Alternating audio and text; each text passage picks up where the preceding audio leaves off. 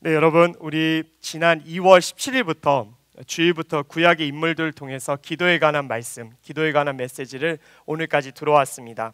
창세기에 등장한 아브라함을 시작으로 해서 지난주 본문까지 하박국 선지자 총 14명의 믿음의 선진들의 기도의 메시지를 우리가 들었습니다.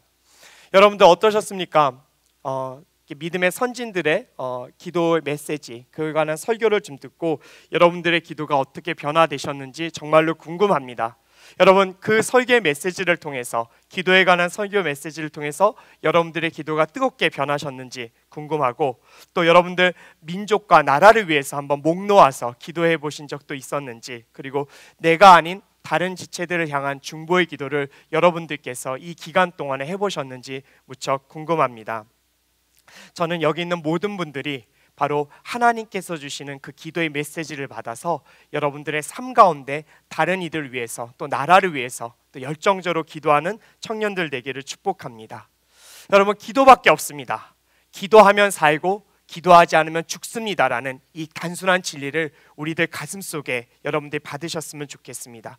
사랑하는 예수 그리스도께서도요, 사도들을 뽑을 때 기도하셨고요, 그리고 그 예수님께서 십자가에 못 박히시기 전에도 겟세마네 동산에서 정말 죽을 힘을 다해서 기도하셨고, 그리고 그분이 많은 영화로움을 누릴 수 있고 많은 인기를 얻을 수 있었던 그 사역의 한 중간에서도 홀로 산에 가셔서 기도했다는 것을 보면, 여러분, 우리는 반드시 기도해야 되는 인생이라는 것을 우리 스스로 알아야 될 줄 믿습니다.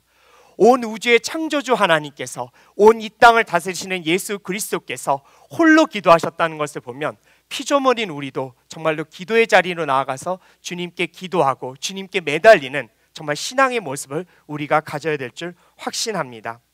그런데 여러분, 혹시 이 가운데 목사님, 혼자 기도하는 것이 너무 어렵습니다. 저도 다른 일을 위해서, 또 나라와 민족을 위해서 중보기도 해보고 싶고 또 기도의 지경을 넓혀보고 싶으신 분 있으십니까? 그런데 혼자 기도하는 것이 어렵다는 분들, 제가 여러분들 기도 초청하고 싶습니다. 어라이즈 금요 기도회를 제외하고요, 매주 토요일날 10시 반에 경찬홀에서 저희가 매주 토요일 중보 기도회를 갖습니다. 90분 동안에 이 나라와 민족을 위해서, 또 우리 갈렙 공동체를 위해서, 그리고 여러분들이 내놓으신 그 기도 제목을 갖고 함께 기도하고 있습니다. 교역자인 저도 90분 동안 기도하는 것이 무척 힘들고 어떨 때는 버거울 때도 있습니다. 하지만 우리 중보기도회 팀원들이 너무 잘 준비해 오셔서 그 기도할 때마다 기도의 근력을 기를 수 있기에 제가 기쁨으로 그 기도회를 참석하고 있습니다. 저는 여러분들이 그 기도의 자리에 한번 찾아오셨으면 좋겠습니다. 기도의 자리가 여러분들을 지킬 줄 믿습니다. 기도의 자리가 여러분들의 영적 베이스 캠프가 될 것입니다. 그리고 그 기도의 자리를 통해서 여러분들의 기도의 지경이 넓혀지고 하나님께서 부어주시는 새로운 은혜와 하나님께서 부어주시는 새로운 길을 여러분들이 발견하실 줄 믿습니다. 사랑하는 우리 갈렙 공동체 여러분, 오십시오. 네, 제가 기다리고 있겠습니다. 한번 이 어라이즌 기도회뿐만 아니라 토요 중보 기도회 때 오시지 못한 분들이 있다면 다 같이 한번 모여서 함께 중보하는 그 기쁨을 여러분들 누리시길 원합니다. 자, 그리고 이제 오늘 여러분들 마지막 기도 시리즈 요나의 기도를 보게 됩니다. 여러분 아쉬우세요? 별로 아쉽지 않으신가 보죠? 네. 이번 주 기도 시리즈를 마무리하고서는요, 이제 다음 주에 이제는 죄악 시리즈라는 걸로 해가지고 7대 죄악, 7대 죄악 시리즈로 해서 이제 여러분들 메시지를 전하게 됩니다. 또 재미있을 것 같습니다. 여러분들 많이들 함께 와서 말씀 설교 들었으면 좋겠습니다. 그럼 자막을 통해서 요나서 4장 1절서부터 2절까지 말씀을 읽도록 하겠습니다. 혹시 지금 제 목소리 잘 들리십니까? 잘 들립니까? 안 들리세요? 네, 그 마이크 좀 준비해 주시고요. 자, 요나서 4장 1절에서 2절까지 말씀 제가 한번 읽도록 하겠습니다. 그러나 요나는 몹시 기분이 상했습니다. 그는 화가 났습니다. 그는 여호와께 기도했습니다. 여호와여, 이것이 내 고향에 있을 때 내가 말씀드린 것이 아닙니까? 이래서 내가 서둘러 다시스로 도망간 것입니다.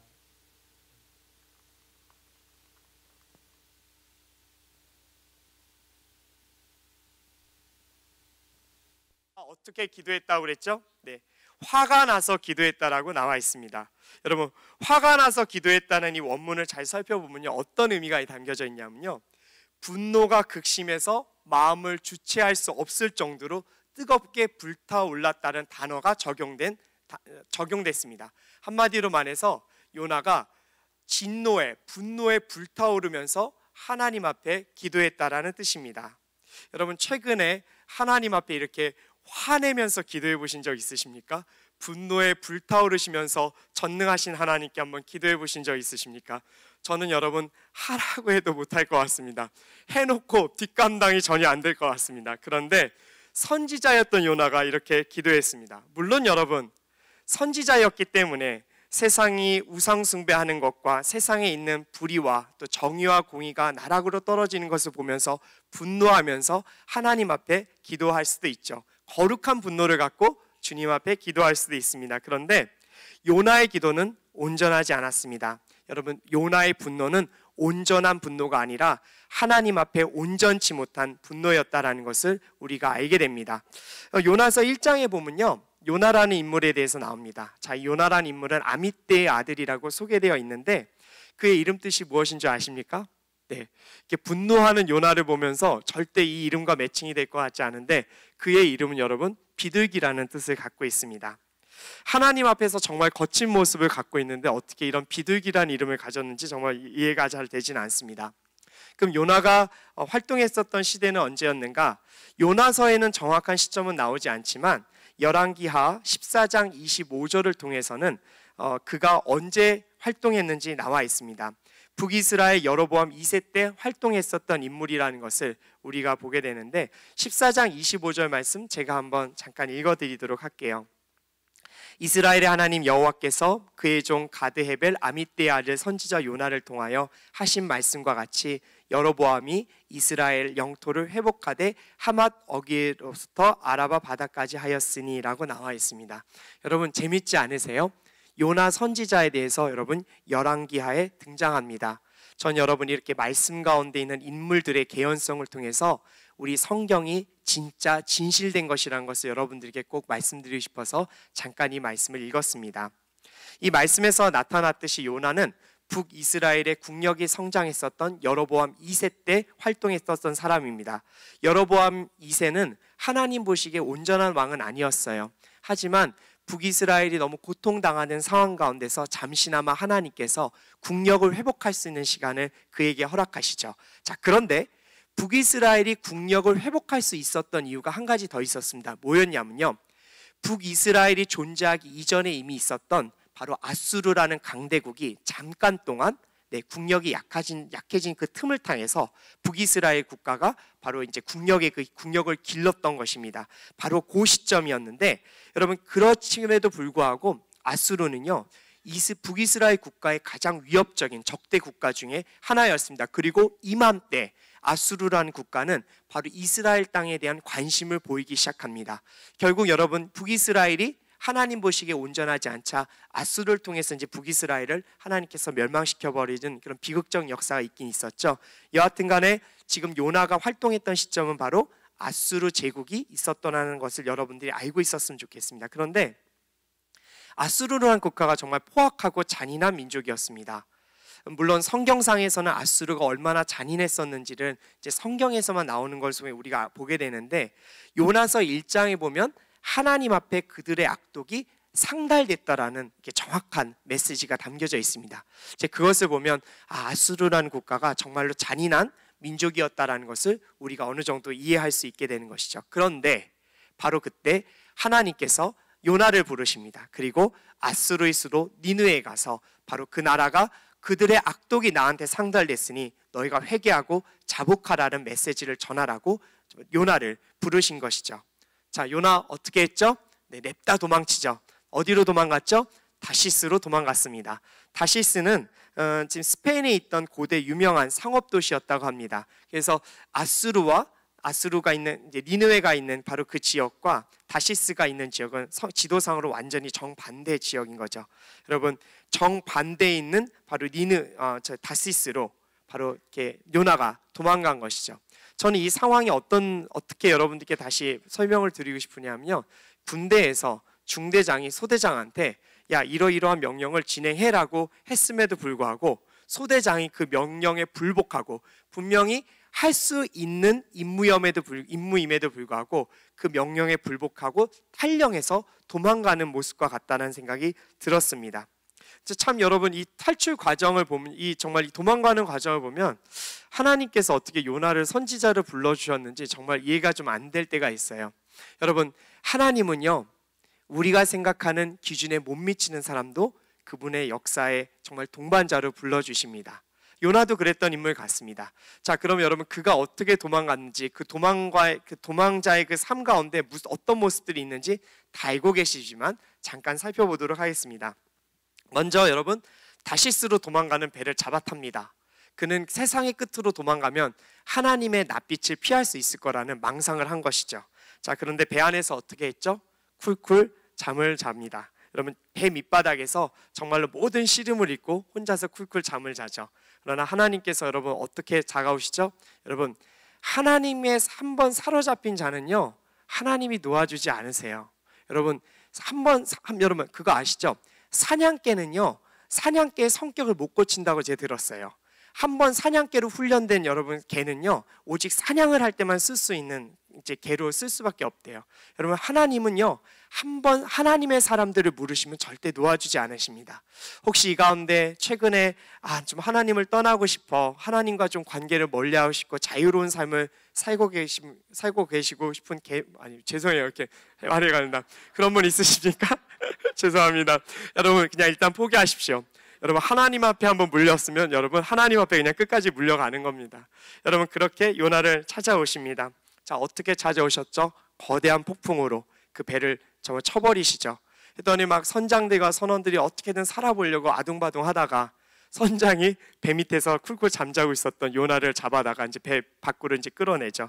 그리고 이제 원인을 이렇게 이 상황을 들어보니 이 폭풍우가 들이닥친 이유가 바로 요나 자신이었다는 사실을 고백합니다. 자, 여러분, 바로 그때 요나가 취해야 될 행동은 무엇이었을까? 일반적으로 선지자였다면 최소한 그 상황 가운데 바로 그 비바람이 몰아치고 거대한 폭풍우 앞에서 그 갑판 위에서 바로 무릎을 꿇고, 하나님, 잘못했습니다. 제가 선지로서 해야 될 임무를 수행하지 않았습니다. 주님, 용서하여 주시옵소서. 그리고 이 죄 없는 선원들도 살려 주십시오라고 이렇게 여러분 간절히 기도해야 되는 것이 마땅할 것입니다. 그런데 요나가 어떻게 기도했죠? 자신을 집어 던져서 바닷속에 쳐넣으라고 이야기합니다. 여러분, 이 결정은요, 하나님 보시기에 정말 완악한 결정입니다. 무릎 꿇고 기도하고 용서를 빌어야지 그게 맞죠. 그런데 여러분, 어떻게 하죠? 자신을 집어 던지라고, 바닷속에 던져 넣으라고 이야기합니다. 자기가 생각한 방법과 자기 의로 하나님의 심판을 비껴가려고 했었던 요나의 마음이 바로 거기에서 등장하고 있습니다. 제가 봤을 때 여러분, 신구약을 통틀어서 가장 까탈스럽고요, 가장 고집스럽고 성질 되게 나쁜 선지자가 바로 요나 선지자인 것 같습니다. 여러분, 그랬던 사람인데 바로 하나님께서 그를 불러서 쓰시려고 하죠. 하지만 이 상황 가운데 하나님은 요나를 사랑하셨고요, 그리고 이제 물속에 빠진 요나를 바로 그 큰 물고기를 예비하셔서 삼키게 하시고 3일 밤낮으로 그 물고기 뱃속에 있게 하십니다. 칠흑같이 어둡고요, 정말 상상을 초월하는 악취와, 그리고 아무래도 여러분 큰 고기의 뱃속이니까 소화액하고 뭐 바닷물하고 뒤섞여서 피부가 정말 따가웠을 것 같아요. 정말 그런 고통스러운 현장 가운데 요나는 회개의 기도를 하게 됩니다. 그래서 그가 어떻게 기도했냐면, 감사의 노래로 주께 제물을 드리고 저의 서원을 잘 지키겠습니다 라고 이렇게 고백을 하니, 하나님께서 그의 기도를 들으시고 그를 용서해 주셔서 큰 물고기에게 명하셔서 이제 물 밖으로 바로 그 요나를 토해내게 하십니다. 자, 그리고 나서 이제 용서받은 요나, 물고기가 어디서 토해냈는지 모르겠지만 자, 니느웨까지 걸어갑니다. 그리고 니느웨 성읍에 도착했는데, 니느웨 성읍이 여러분 얼마나 컸냐? 성인 남자가 3일 동안 걸어가야 니느웨 성읍을 통과할 만한 정말 큰 성읍이었습니다. 근데 여러분, 요나가 며칠 딱 예언했죠? 네, 딱 하루 정도만 예언했습니다. 선포했습니다. 그리고 40일 후에 니느웨가 무너질 것이다 라고 이렇게 딱 선포했는데, 갑자기 니느웨 사람들이 그 말을 듣고 회개를 시작합니다. 정말 왕의 명령을 통해서 정말로 고관들이든 가장 가난한 자든 밑바닥에 정말로 하층민까지 모두 다 짐승이든 사람이든 굵은 베옷을 입고 3일 동안 금식하며 하나님 앞에 회개 기도를 올리자라 이렇게 전국적인 회개 운동이 일어납니다. 그래서 여러분 재앙을 하나님께서 내리지 않으시고 그들을 용서하시려고 마음을 먹습니다. 자, 바로 그때 여러분들이 오늘 읽었던 4장 1절 말씀, 바로 요나가 불같이 화를 내면서 기도했다라고 이렇게 나와 있습니다. 제가 이제 요나가 하나님 앞에 그러면 어떻게 기도했냐, 제가 이렇게 한번 조금 그 상황을 갖고 다시 풀어보자면, 하나님 왜 악인들을 용서하셨습니까? 하나님 제정신이십니까? 하나님 왜 그들을 처벌하지 않으십니까? 라고 소리친 거나 마찬가지입니다. 자, 이렇게 기도하는 요나, 어찌 보면 선지자 같은 모습은 아닌 것 같습니다. 그런데 오늘 이와 같이 좀 부족해 보이고 온전하지 못한 이 요나의 기도, 그리고 그 가운데 하나님께서 그에게 들려주시는 메시지는 오늘날 우리들에게 기도에 관한 정말로 좋은 우리가 어떻게 기도해야 될지 그 방향성들을 잘 알려주는 귀한 메시지를 담고 있기 때문에 제가 오늘 여러분들과 함께 요나의 기도와 하나님의 그 음성을 갖고 함께 말씀을 나누고자 합니다. 자, 요나의 기도가 첫 번째로 우리들에게 주는 메시지, 그 첫 번째는 무엇인가? 하나님에 관한 지식이 많다고 온전한 기도를 할 수 있는 것은 아니라는 것입니다. 여러분, 하나님에 관한 지식이 많이 있으세요? 여러분, 좋습니다. 그렇지만 하나님에 관해서 많이 알고 있다고 해도 여러분, 우리가 온전한 기도, 하나님께서 받으시는 기도를 할 수 없을 때도 있다는 사실을 오늘 우리 이 말씀을 통해서 깨달아 알아야 될 줄 믿습니다. 요나서 4장 2절 말씀을 제가 한번 여러분들께 읽어드리고자 합니다. 그는 여호와께 기도했습니다.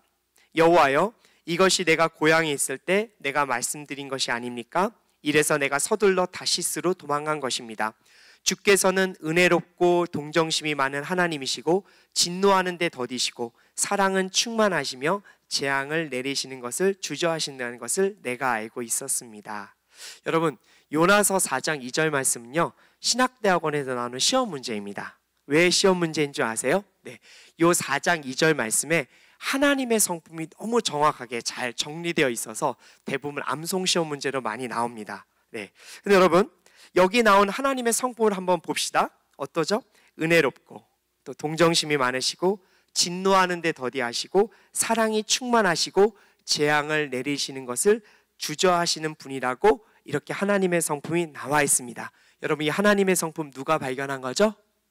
요나입니다. 여러분, 요나가 이렇게 하나님의 성품을 잘 알고 있었습니다. 그런데 하나님께서 이런 성품을 갖고 계시기 때문에 요나는 이미 딱 생각한 거, 예측한 거죠. 간파한 겁니다. 내가 니느웨 가서 하나님 앞에서 너희들 회개해야 돼. 이 말 때문에 니느웨가 회개를 시작하면 하나님께서는 그동안의 니느웨의 모든 죄악을 다 잊으시고 그들을 용서해 주실 수도 있는 가능성 있는 분이야라는 것을 요나는 알고 있었던 거죠. 그래서 여러분, 요나는요, 니느웨가 용서받는 게 너무 싫어서 다시스로 바로 도망간 것입니다.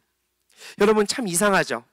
하나님의 성품을 잘 알았더라면 요나는 하나님께서 원하시는 주님의 마음을 시원케 해드리는 기도를 올렸어야 됐어요. 그런데 여러분, 요나는요, 하나님께 오히려 분을 내고 내가 사는 것보다 죽는 편이 낫겠다라는 정말 악독한 말로 주님의 마음을 후벼 팝니다.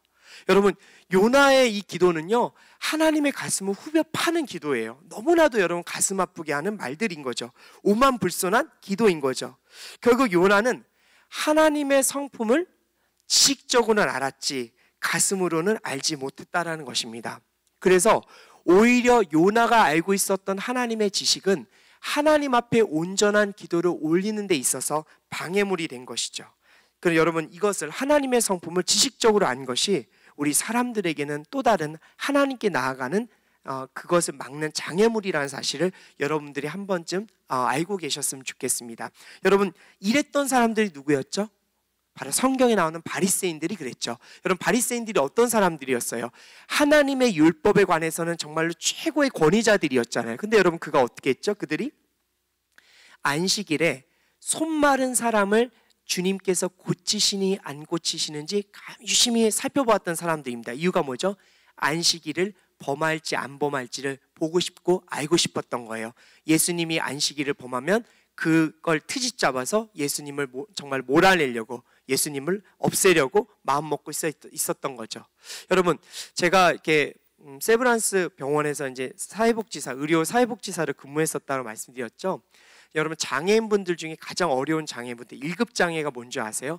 양팔을 못 쓰는 분들은 1급 장애로 분류됩니다. 두 발을 못 쓰는 분들보다 양팔을 못 쓰는 분들이 장애가 더 심한 분이죠. 여러분, 손이 말랐다라는 것은 팔에 장애가 있었다라는 것인데, 그만큼 그분의 삶에 정말로 손 마른 사람의 그 고통은 이루 말할 수가 없었을 거예요. 예수님은 그것을 불쌍히 여겼죠. 그래서 그 사람을 안식일에 치유해 줍니다. 여러분, 그랬더니 바리새인들이 했던 일들이 뭐죠? 바로 예수님을 없애려고 결정하게 됩니다. 사랑하는 여러분, 하나님을 아는 지식이 높을수록 주님과 더 가까워진 것이 아닙니다. 여러분, 하나님을 아는 지식이 많을수록 가슴으로 하나님의 성품을 이해해야 될 줄 믿습니다. 여러분, 우리 머릿속에서 우리 가슴까지 약 30cm라고 합니다. 여러분, 이 30cm가 그렇게 길 수가 없어요. 머리로는 아는데 가슴으로 알지 못하면, 여러분, 하나님에 대한 온전한 지식을 가슴으로 알지 못하면, 여러분, 우리는 온전한 기도를 올릴 수가 없게 됩니다. 여러분, 우리가 기도를 왜 할 수가 있죠? 왜 우리가 마음 놓고 하나님 앞에 기도하고 주님을 찬양하고 주님께 경배하고 정말 무릎을 꿇고 주님께 울며 불며 기도할 수 있는 이유가 뭐예요? 여러분들은 무엇을 의지해서 하나님께 기도하십니까? 여러분들은 기도하실 때 하나님의 성품을 의지하고 기도하는 거예요. 하나님의 성실하심, 하나님의 사랑하심, 하나님의 진실되심을 여러분들이 믿기 때문에 그 기도를 할 수 있는 거예요. 여러분, 만약에 하나님이 변덕스러운 분이라고 생각해 보세요. 오늘은 되게 좋았는데 내일은 정말 성질이 드러운 하나님. 여러분, 그거 얼마나 무서워요. 여러분, 우리가 하나님을 믿고 찬양하고 경배하지만 하나님께서 오늘은 용서하시면 내일은 용서하지 않으시는 하나님이면, 여러분, 어떻게 우리가 하나님을 믿겠어요? 여러분, 결국 뭐죠? 우리의 기도는 하나님의 성품을 바탕으로 기도하는 거예요. 그런데 그 성품을 아는 것은 우리에게 커다란 기도의 파워를 주기도 하지만, 그 성품을 머리로만 이해하면 여러분, 그 기도는 온전한 기도가 나올 수가 없어요. 예를 들면 이런 거죠. 자, 하나님의 성품을 지식적으로 아는 사람, 하나님은 사랑의 하나님. 그래, 내가 힘들고 어려울 때 사랑의 하나님께서 나를 도와주실 거야. 그럼 기도해야지. 기도하다가도 여러분 무슨 마음이 드는 줄 아세요? 하나님이 나를 정말 사랑하실까? 이렇게 기도 빠지는 거예요. 하나님의 사랑을 머리로만 알고 있으면 하나님의 사랑을 의지해서 기도를 시작했는데, 하나님 앞에 끝까지 기도 못하고 오히려 그 나의 기도를 하나님께서 받으시는 것조차도 의심할 수밖에 없게 되는 것입니다. 그래서 여러분, 하나님의 성품을 제가 마음으로 이해하고 싶습니다. 제가 온몸으로 느끼고 싶습니다. 주님의 성실하심을 매일매일 내 온 몸과 온 세포가 느낄 수 있도록 주님 역사하여 주시옵소서라는 기도가, 우리가 기도하기 전에 그런 기도가 올려졌으면 좋겠습니다. 여러분, 또 이런 일들이 벌어질 수 있겠죠.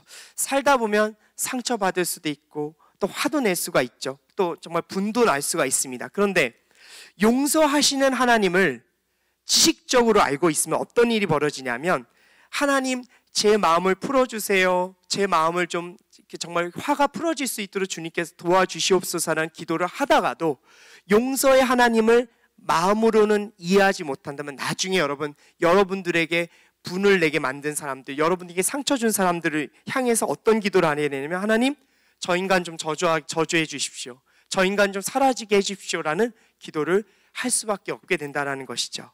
그래서 여러분, 우리는 하나님의 성품을 가슴으로 이해합니다. 그래야지 하나님 앞에 온전한 기도를 올릴 수 있고, 그리고 문제의 본질을 놓치지 않고 불평과 불만을 쏟아내지 않고 주님 앞에 나아갈 수 있게 되는 것이죠. 사랑하는 청년 여러분, 정말 하나님 앞에 뜨거운 기도하고 싶으세요? 온전한 기도하고 싶으십니까? 여러분, 오늘 이 시간부터는 하나님의 그 아름다운 성품, 나를 향하신 그 뜨거운 사랑, 언제나 변함없으신 당신의 신실하심과 성실하심을 제가 온전히 이해하고 받아들일 수 있도록 주님 역사하여 주시옵소서라고 여러분들 기도하셨으면 좋겠습니다. 아멘.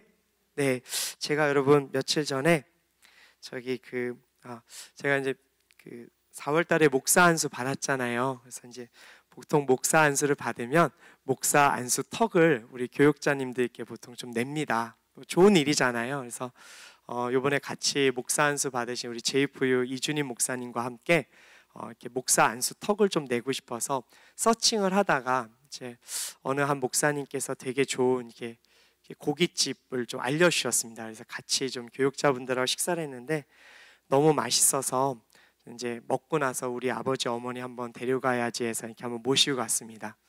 저희 아버지가요 좀 저하고 같이 뭔가 식사하고 얘기하는 거를 별로 그렇게 달가워하진 않으세요. 제가 저희 아버지 이렇게 생신 때 어디 좀 여행지 좀 데려가고 싶고 모시고 가고 싶다고 했는데 안 가시겠대요. 귀찮대요. 나나 혼자 갔다 올랜다 막 이렇게 얘기하세요. 그래서 참 마음이 좀 슬퍼요. 그리고 아버지한테 좀 더 다가가고 싶은데 아버지께서 좀 그것을 약간은 좀 거부하시는 것 같아서 내 마음에 좀 짐이 됩니다. 근데 고깃집 데려 모시고 가서 아버님 낮술도 약주 좀 한 잔 사드리고 소주 한 잔 드시는 모습 보면서 되게 마음이 좀 즐거웠어요. 아버지가 제 앞에서 이렇게 편하게 식사하시는 게 참 좋았는데 제가 이제 그런 상황에 대해서 제가 어느 목회자님과 잠깐 얘기를 나눴습니다. 목사님께 알려주신 고깃집 가서 부모님 모셨더니 너무 좋아하시고 아버지가 이런저런 얘기도 많이 하시네요. 그랬더니 그러면서 하셨던 얘기가 야 현규야, 나도 내 아버지가 너무 말수가 없고 나한테 칭찬 한마디 안 해주시는 아버지여서 참 어려웠다. 그리고 그것이 하나님을 알아가는 데 있어서 방해가 됐다라는 이야기를 하게 되더라고요. 사랑하는 청년 여러분, 혹시 제가 여러분들과 대화 중에 약간 얼굴 표정이 굳어질 때 여러분들 이해해 주십시오.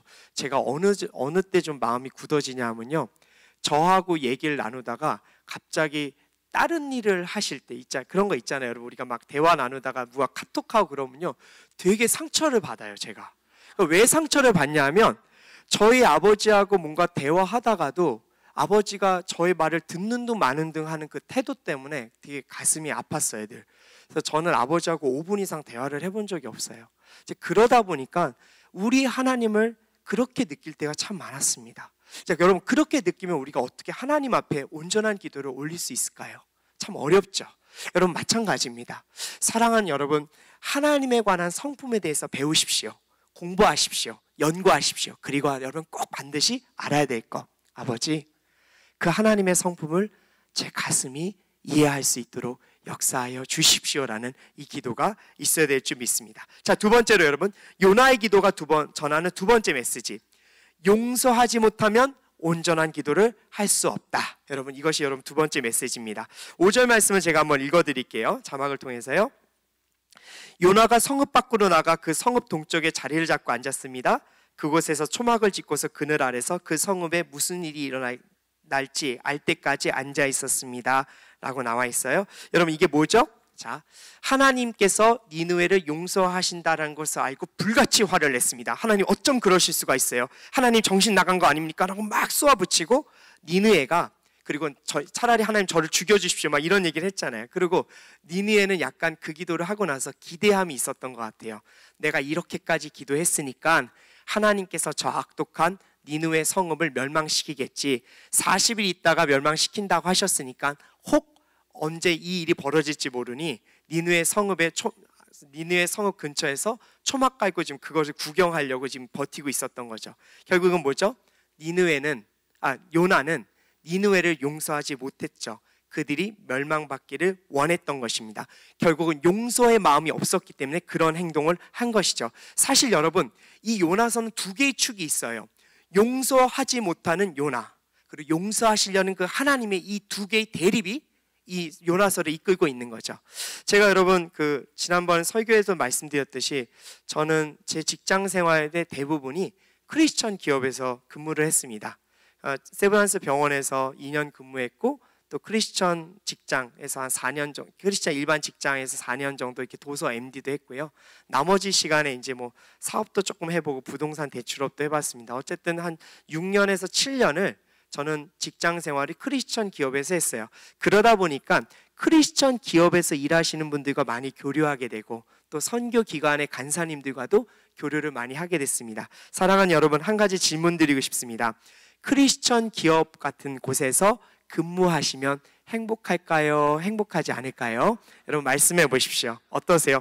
뭐 주일마다, 정말 주일이 아니죠, 뭐 주중에 한번 예배도 드리고 막 사장님이 말씀도 권면하시고, 자, 이런 크리스천 기업 사람들이 모여서 근무하는 곳에서 일하면 매일매일 정말로 하나님의 사랑 열정에 충만해서 기도할 수 있을까요? 아니면 아닐까요? 여러분 한번 맞춰보십시오. 어떨까요? 네, 어느 정도 여러분 답은 알겠지만 행복할 수 있어요, 일반 직장 생활. 그런데 제가 만났던 대부분의 사람들은 굉장히 어려워했어요. 왜 어려워할까요? 선하고 착한 사람들만 모여있는 크리스천 기업에서 근무하는데 그 감정 싸움은 너무나도 버티고 힘들어요. 왜 그럴까요? 여러분 이거 오늘 잘 들으십시오. 그래서 여러분 혹시 여러분 여기 여러분들 중에 막 삼성이나 막 대기업에서 근무하시다가 내 직장 생활 정말 힘들게 했는데 나의 능력을 뭐 컴패션이나 정말 기아대책기구나 어느 선교기관 가서 내 능력을 쓰여야지 한번 도전해보고 싶다라고 생각하신 분들, 제가 오늘 이 말씀 드릴 테니까 한번 재고하십시오. 왜 그러냐? 크리스천 기업에서 일하는 분들은 다른 일반 직장인보다 한계 기준을 더 갖고 있어요. 뭐죠? 하나님의 기준. 하나님의 기준을 갖고 다른 사람들을 잣대를 봐요. 그래서 일반 직장의 부장님이 과장 불렀어요. 야, 어쩜 이렇게 기획서를 이렇게 못 쓰냐? 야, 너 정신 나갔냐고 막 기획서 집어던지면 그냥 세상 직장에서는 그런가 보다라고 넘어갈 수 있어요. 그런데 여러분, 크리스천 기업은 그게 아니에요. 어떻게 하나님을 안다는 리더가 사랑이 많은 모습을 갖고 후배를 대해야지, 어떻게 저렇게? 라고 생각하게 돼요. 그래서 여러분, 크리스천 기업이 어려운 이유가 뭔지 아십니까? 하나님의 기준, 이 안경이 하나 더 있다라는 거예요. 그 한계를 넘으면 행복해요.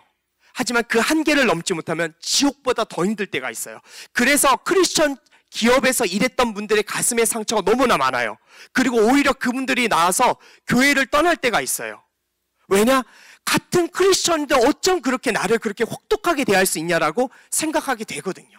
여러분, 이거 여러분 정말로 이렇게 딜레마예요. 그래서 정말로 막 출중한 막 대기업에서 근무하시던 분들이 그런 크리스천 기업에 가서 몇 년째 일하고 나서 저를 이렇게 가끔 만나보면 현규야, 이거 되게 힘드네, 이런 이야기들 해요. 왜요? 형님 뭐 왜요? 누나, 이렇게 제가 이제 예전에 선배님들 보면 바로 그런 기준들이 있기 때문에 어려운 것이죠. 여러분, 그런데 왜 그렇게 어렵냐?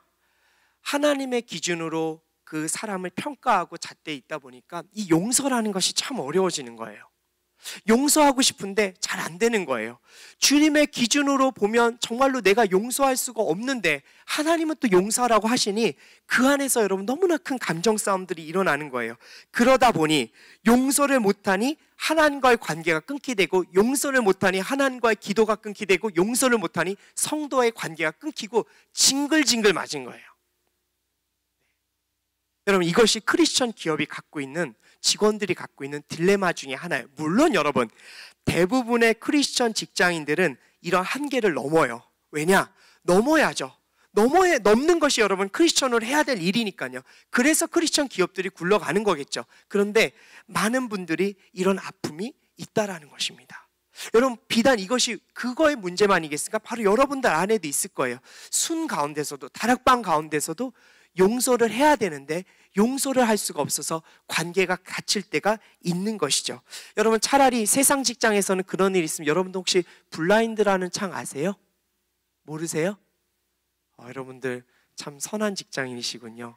네, 그 블라인드라는 창이 있어요. 회사마다 회사 아이디를 갖고 뭐 접속하면 이렇게 그 창에 들어갈 수 있대요. 그러니까 익명으로 정말로 상사 욕도 할 수 있고 막 엄청나게 여러분 뭐 회사에 막 비리도 고발하고 막 그런데 이렇게 찾아낼 수, 익명이기 때문에 찾아낼 수가 없대요. 너무 여러분 그 웹사이트가 잘 돼서 미국으로 진출했다고 그러더라고요. 네, 하지만 크리스천이 여러분들은 웬만하면 접속 안 하셨으면 좋겠어요. 여러분, 그런 데다가 막 정말로 힐난하고 욕설도 써놓고 그래서 어떻게 감정이라도 풀 수 있는데, 우리 크리스천들은 그게 되지가 않을 때가 있죠. 그런데 여러분, 용서할 수 없으면 여러분 진정한 기도가 나오지 않습니다. 여러분, 용서할 수가 없으면 하나님 앞에 온전한 기도를 올려드릴 수가 없어요. 용서는 바로 사랑의 기도의 스타트 라인이고, 그리고 머릿돌과 같은 것이기 때문에 그렇습니다. 그래서 여러분, 최근에 기도가 막히고 하나님과의 관계가 단절되는 듯한 느낌이 있으십니까? 여러분 한번 여러분들 깊이 있게 내 삶 속에서 혹시 용서를 못하는 것은 아닌지 한번 생각해 보시고 그리고 기도해 보셨으면 좋겠습니다. 사랑하는 여러분, 물론 그렇게 혹독하게 정말로 관계적인 상처를 받은 분들 얼마나 그 마음이 얼마나 아프시겠습니까? 여러분 한번 생각해 보세요. 여러분 제가 이제 계속 요나를 조금 잠깐 폄하시키고 정말 요나가 정말 이렇게 고집스러운 선지자냐 이렇게 제가 얘기를 드리겠지만 여러분 이렇게 한번 돌려서 생각해 봅시다. 여러분 관동 대지진 때 여러분 수많은 한국인들이 일본에 의해서 학살당했습니다. 여러분 어떻게 학살당한 줄 아세요? 여러분 역사적인 거 조금만 뉴스 보면요, 여러분 사람이 얼마나 잔인하게 사람을 죽일 수 있는지 바로 그 현장에서 여러분 이루어졌어요. 여러분 칼로 사람을 죽인 건 양반이에요. 곡괭이로 정말 창살로 짐승을 잡듯 여러분 한국인들을 잡아 죽였습니다. 여러분 얼마나 고통스러웠겠습니까? 여러분 제가 뉴스 이렇게 특파원들이 보도 뉴스 중에 지금 가장 기억나는 게 아프리카 종족들이 서로 치고받고 싸우는데 한 종족이 다른 종족의 마을에 들어가서 부녀자고 모두 다 죽이는 장면을 멀리서 외국 기자가 비밀리에 촬영했어요. 한 여인이 정말로 그 숲을 정말 밀림을 뚫고 나갈 때 필요한 정말 큰 칼을 쥐고 있는 남자 앞에서 무릎을 꿇고 살려달라고 비는데 정말 아무런 꺼리낌이 없이 남자가 정말 여자의 목을 부녀자의 목을 쳐버리는데 그 장면이 TV에 나왔어요. 뉴스에 보이더라고요. 여러분 이것이 정말 잔인한 인간의 속성이에요. 그런데 만약에 요나가 그런 니느웨의 악독한 모습들을 보았던 선지자라면 하나님 어찌 저렇게 잔인한 민족을 살려두실 수 있습니까? 라고 그렇게 이야기하지 않겠습니까? 네, 그렇게 고백할 수 있겠죠. 그러면 여러분 요나의 상황과 요나의 마음을 충분히 이해할 수 있어요. 그런데 하나님은 끝까지 요나에게 바로 그 니느웨를 용서하라라고 메시지를 전하고 계신 것이죠. 하나님 그 마음 당신은 아십니까? 여러분 하나님은 아세요. 왜? 예수님을 보내셨잖아요. 여러분 용서하지 못해서 지금 하나님 앞에 온전한 기도를 못 올리시는 우리 청년들이 혹시 있으십니까? 정말 여러분 죄송한 말이지만 용서하지 못하는 사람이 손해예요. 용서하셔야만 해요. 여러분 그래서 지금 여러분들 가정 가운데, 회사 가운데, 여러분들의 마음 가운데 풀리지 않는 분노와 상대를 향한 용서하지 못하는 마음이 있으시다면 여러분 하나님 앞에 온전한 기도를 드리시기 위해서라도 여러분 그 상대를 여러분들 용서하시고 주님 앞에 나아가게 되길 축복합니다. 마지막으로 여러분 요나의 기도가 우리에게 전하는 세 번째 메시지가 있습니다. 뭐냐? 하나님의 성품을 가슴에 품는 기도는 역사를 바꿔낼 수 있다는 것입니다. 여러분 요나서 4장 10절에서 11절까지 말씀 한번 여러분들이 자막을 통해 읽어봐 주셨으면 좋겠습니다. 시작.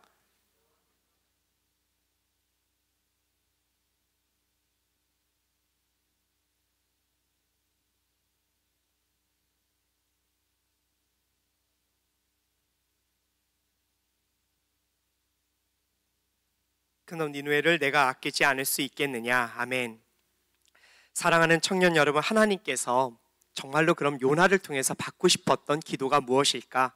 저는 10절과 11절 말씀을 통해서 요나가 어떻게 기도하길 원하셨을까? 하나님은 어떤 기도를 받길 원하실까? 상상해 보니까 이런 기도를 했을 것 같아요.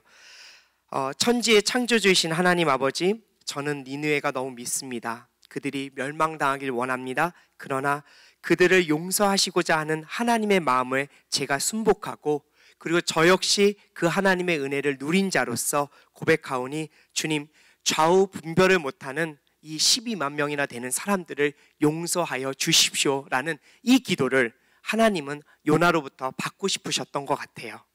여러분 이 기도가 정말로 울려 퍼지기를 하나님은 원하셨던 것이죠.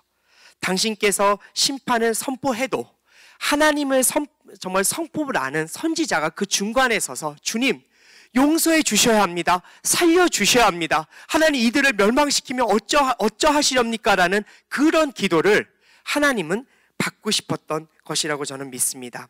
성경학자들마다 니느웨의 인구를 숫자를 여러분 12만 명으로 보기도 하는데 어떤 성경학자들은 60만 명으로 보기도 해요. 왜냐하면 좌우 분별을 못하는 자를 어린아이들이라고 판단했을 때 고대 인구가 뭐 대략 한 5분의 1 정도를 어린아이 숫자로 보더라고요. 그러면 한 60만 명 정도가 니느웨에 살고 있지 않았을까라고 생각하는 사람들도 있더라고요. 여러분, 그렇게 되면 하나님께서는 그 수많은 인구를 꼭 살려내고 싶었던 것이죠. 그래서 요나를 통해서 그 기도를 받고 싶었는데 요나는 끝내 하나님 앞에 그 용서의 마음을 올리지 못하고 하나님 앞에 그런 정말 못된 하나님께서 슬퍼하시는 기도를 올렸던 것이죠. 여러분, 그런데요, 우리의 삶 가운데 하나님의 성품을 갖고 하나님의 성품을 계속 이해하면서 기도해야 될 때가 있어요. 왜 그러냐면 여러분, 우리가 어떤 상황 가운데 어떻게 기도해야 될지 모를 때가 있거든요. 만약에 여러분 나중에 학부형 돼서 학교로 아이를 보냈는데 우리 아이가 두들겨 맞고 왔어. 두들겨 맞은 이유를 보니까 어떤 이유에서 맞은지 몰라. 어쨌든 학교에 가니까 우리의 자녀를 때린 가해자 학생과 그 어머니 부모님이 와서 자기를 용서해달라고 이렇게 말한다고 생각해 봅시다. 여러분, 어떻게 기도해야 될까요? 그 아이를 위해서 정말로 학교 측에다가 처벌해달라고 기도해야 될지 아니면 그 아이를 품고 용서해달라고 그렇게 기도해야 될지, 여러분 어떤 식으로 기도해야 되겠어요? 여러분들, 만약에 여러분들이 회사에서 신우회를 조직했는데 여러분들의 사장님과 직장 다니는 동료 직원들이 저 신우회 만드는 이상한 사람들, 뭐 이렇게 신우회를 만들어 이렇게 만약에 학대하고 여러분들을 괴롭힌다면 여러분들 그 상황 가운데서 어떻게 기도해야 되겠습니까?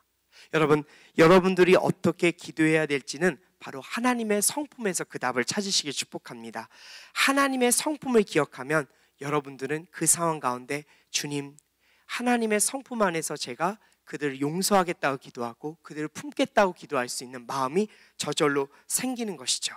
저는 여러분들 모든 갈렙 공동체 분들은 사실 못되기가 굉장히 어려운 분들이라 믿습니다.